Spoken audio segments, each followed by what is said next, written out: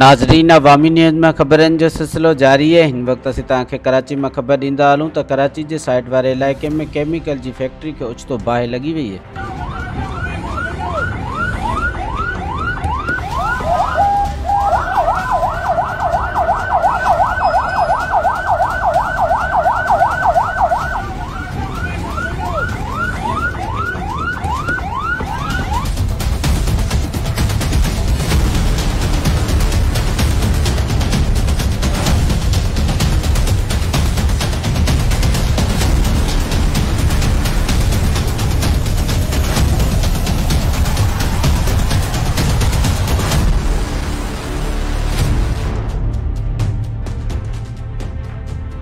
मज़ीद खबरों और तफसीलात के लिए विज़िट करें हमारी वेबसाइट www.awamiNewsHD.com।